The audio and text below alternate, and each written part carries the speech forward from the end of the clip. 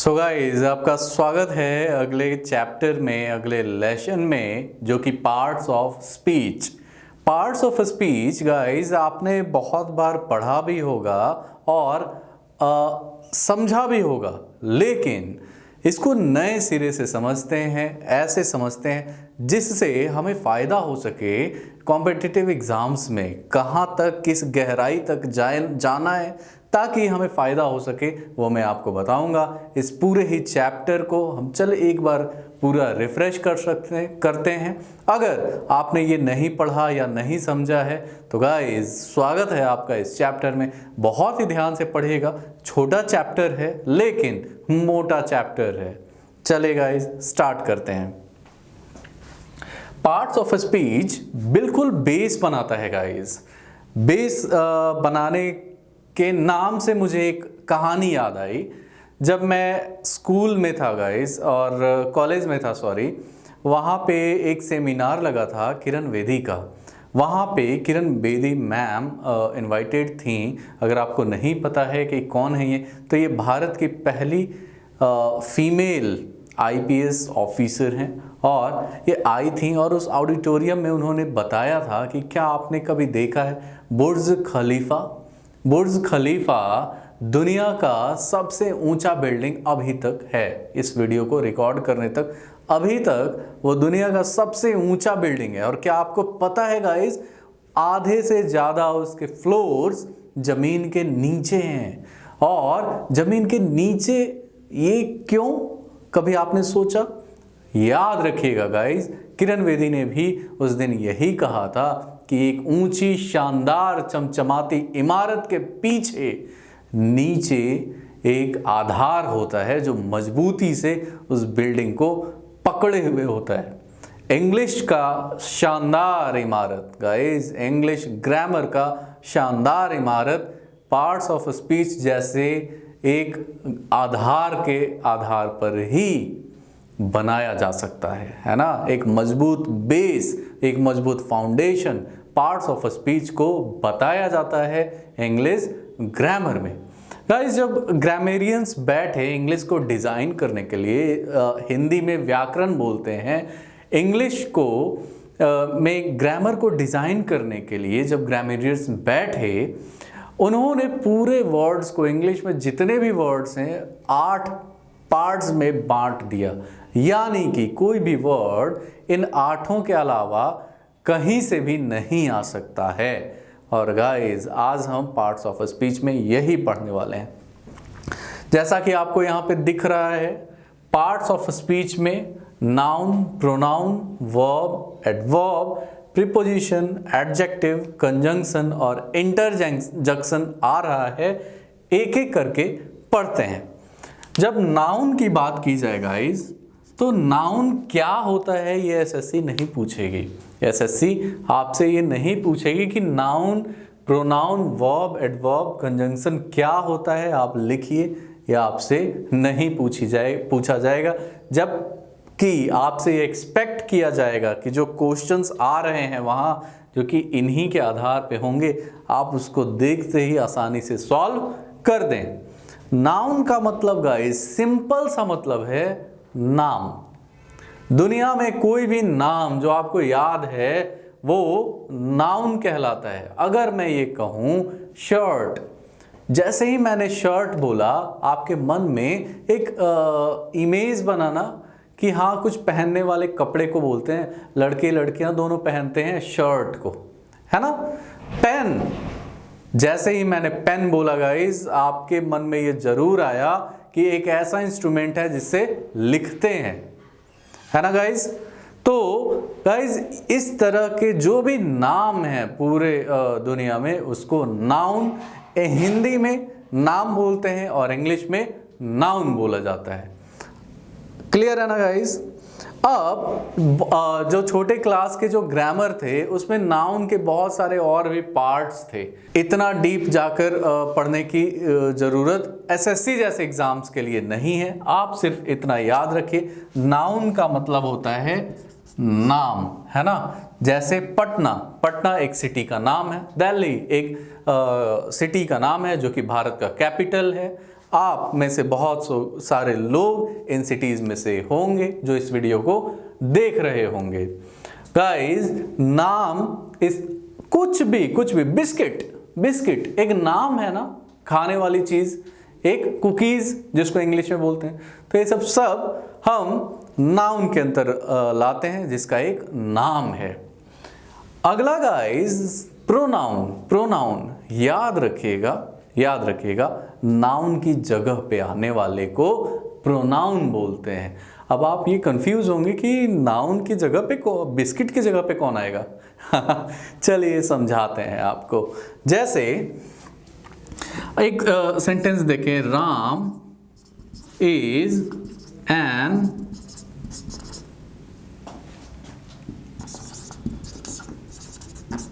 Intelligent boy. Ram is an intelligent boy.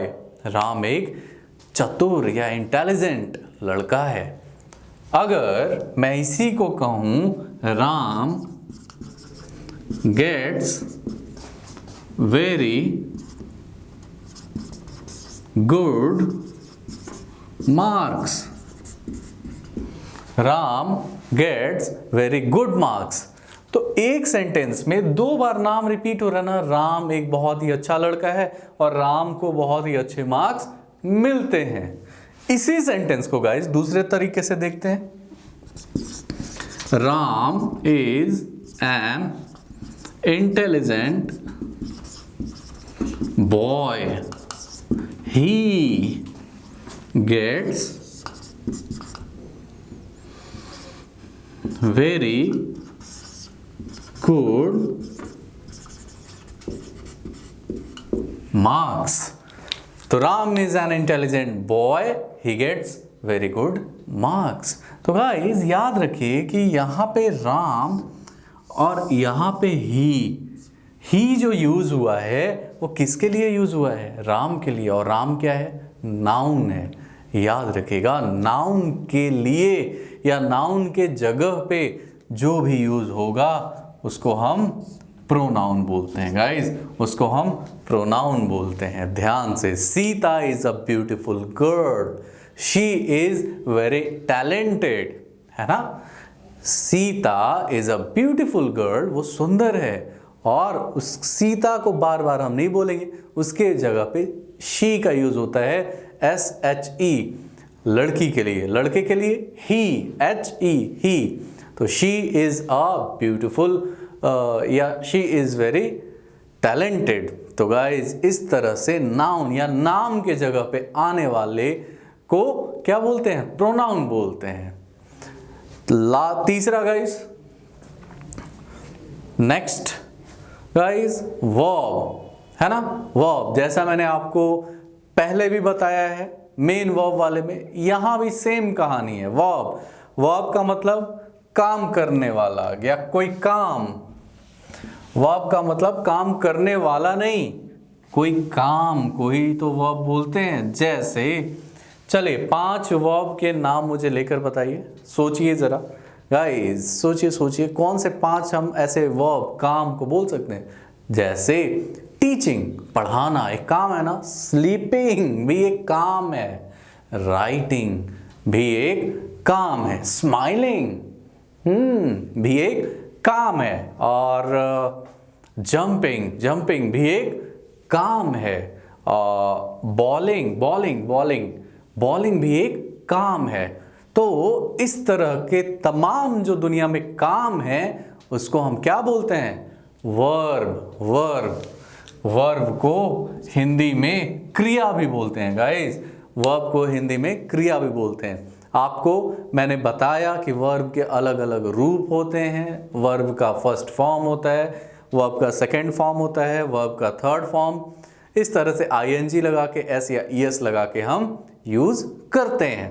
तो verb का simple meaning कोई काम, watching, eating, sleeping, going, jumping, running, है ना, स्टडिंग, प्रिपेयरिंग, फाइन। तो इस तरह से वर्ब काम करता है या फिर वर्ब का यूज है।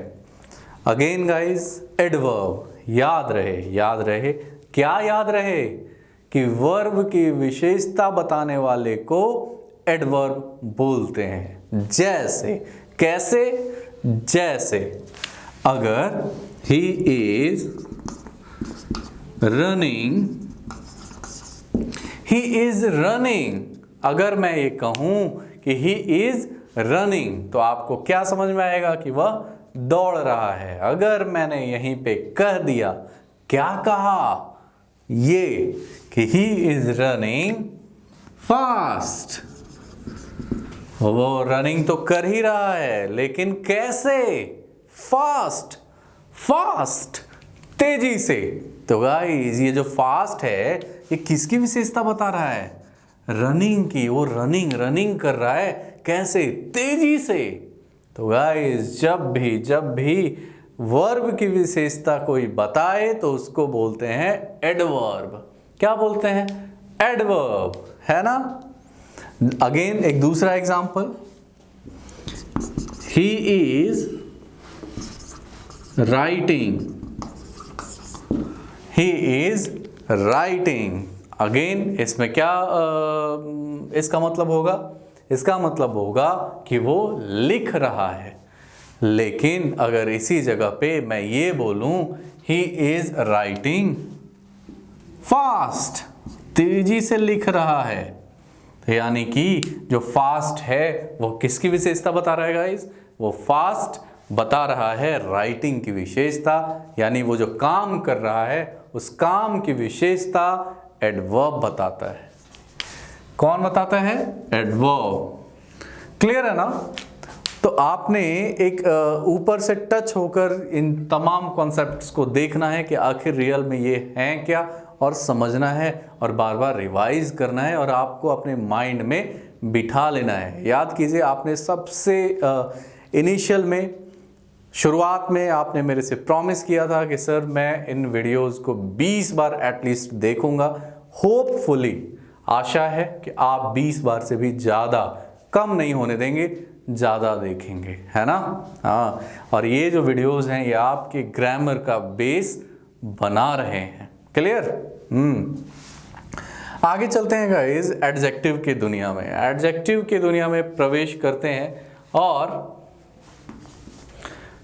ये नाउन और प्रोनाउन की विशेषता बताता है।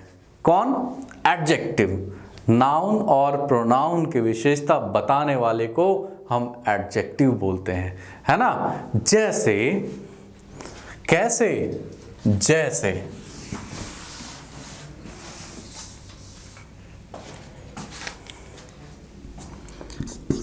Ram is a handsome boy. Ram is a handsome boy. Boy का मतलब गाइस, बॉय का मतलब लड़का, लड़का। आपको मैंने बताया था कि दुनिया में कुछ भी, कोई भी नाम नाउन होता है ना। जैसे ये एक नाउन है और नाउन की विशेषता क्या बता रहा है? हैंडसम लड़का है। हैंडसम यानी कि उस नाउन की विशेषता को यहाँ पे हैंडसम बता रहा है। इस नाउन को सिग्निफाई किया किसने? हैंडसम ने। तो गाइस जब भी किसी नाउन की विशेषता कोई बताए तो उसको हम एडजेक्टिव के नाम से जानते हैं। एडजेक्टिव, है ना। तो Sita is a beautiful girl. Sita is a beautiful girl. Beautiful girl, girl का मतलब एक लड़की। कैसी लड़की? Beautiful girl. तो ब्यूटीफुल यहां पे एक एडजेक्टिव है ना गाइस। ध्यान से, they are hard working students. They are hard working students. Students एक नाउन है। कैसा? हार्ड वर्किंग स्टूडेंट्स, है ना। वो स्टूडेंट्स कैसे स्टूडेंट्स हैं? Hard working students. क्लियर है ना गाइज। तो इसको हम एडजेक्टिव के कैटेगरी में रखते हैं। नेक्स्ट हम चलते हैं प्रीपोजिशन की दुनिया में। प्रीपोजिशन नाउन का संबंध बताता है किसी दूसरे वस्तु से, किस सेंटेंस में यूज हुए किसी दूसरे वस्तु से। अब आपको ये मैं एग्जाम्पल के साथ समझा रहा हूं। जैसे, कैसे? जैसे that boy is sitting under a tree. That boy is sitting under a tree. वह लड़का बॉय नाउन है ना, तो नाउन का एक दूसरे के साथ, एक पेड़ के साथ, जो कि एक दूसरा चीज है ना, संबंध बताता है। कौन? प्रीपोजिशन। कैसा संबंध बता रहा है कि वो जो लड़का है ना, वो पेड़ के छांव के नीचे बैठा हुआ है ना। That boy is sitting under a tree। यानी कि नाउन का किसी दूसरे वस्तु के साथ संबंध बताने का काम प्रीपोजिशन का है। That boy is sitting, वो लड़का बैठा हुआ है। अब पेड़ तो बिल्कुल अलग चीज है, तो बैठा हुआ है पेड़ के नीचे।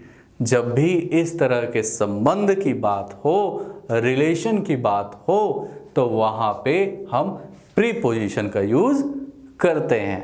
क्लियर है ना? अगेन, माई हाउस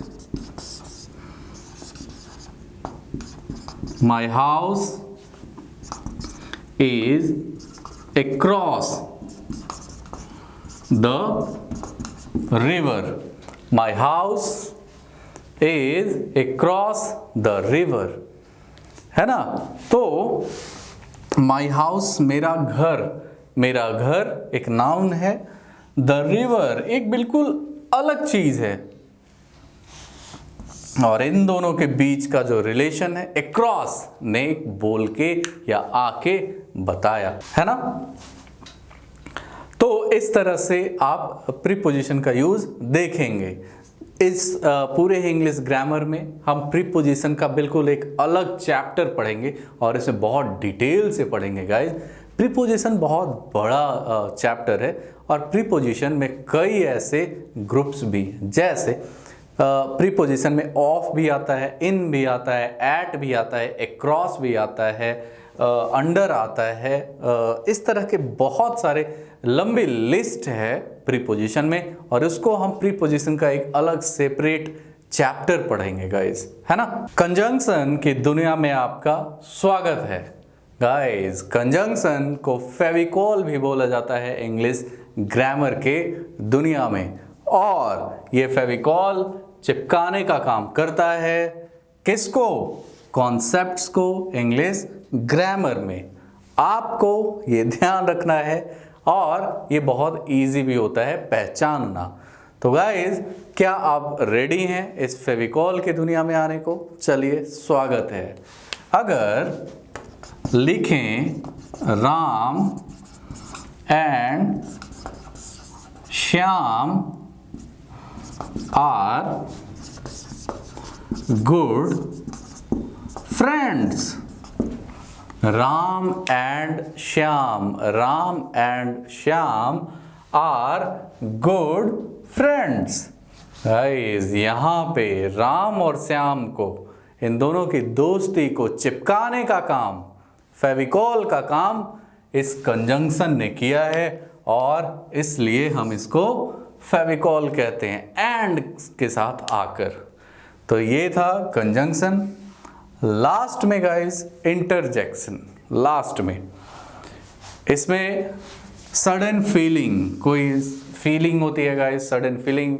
वो जरा वर्ल्ड कप याद कीजिए, भारत श्रीलंका का मैच, फाइनल मैच, जब धोनी को लास्ट बॉल पे 6 मारना था और जैसे ही उसने 6 मारा, आप खुशी से झूम गए थे गाइस। पूरा भारत सड़कों पर आ चुका था सेलिब्रेट करने के लिए, और उस स्ट्रॉन्ग फीलिंग को इंटरजेक्शन बोलते हैं। जैसे hurrah, we won the match, we won the match, वाह मजा आ गया, हमने इस मैच को जीत लिया, हुर्रा। और गाइस ये पॉजिटिव ही नहीं नेगेटिव भी होता है, जैसे alas we lost her, ओफ हमने उसको खो दिया, वो मर चुकी है, वो जा चुकी है। तो गाइस ये इंटरजेक्शन जो है, इंटरजेक्शन एक सडन फीलिंग होती है, sudden feeling, wow what a beautiful girl, है ना, बोलते हैं ना, wow what a beautiful scene. Manali में गए आप ट्रिप मनाने, वहां पे सीनरी देखेंगे, आपके मन से निकलता है वाह। और गाइस जब भी वाह निकले अगेन आपको याद आना चाहिए इंटरजेक्शन का, अलास वी लॉस्ट हर, यानी कि ये पॉजिटिव ही नहीं निगेटिव भी होता है, alas we lost her. Fine. तो गाइस ये था पार्ट्स ऑफ अ स्पीच का एक ब्रीफ, ये डिटेल्ड नहीं था, ये ब्रीफ था, और आपको अलग अलग चैप्टर के रूप में भी ये मिलेगा। तो आपने जब वो चैप्टर अच्छे से होगा तो उस चैप्टर को भी बहुत ही अच्छे से करना है ना। चलिए गाइस ये लेसन यहीं तक। Have a good day.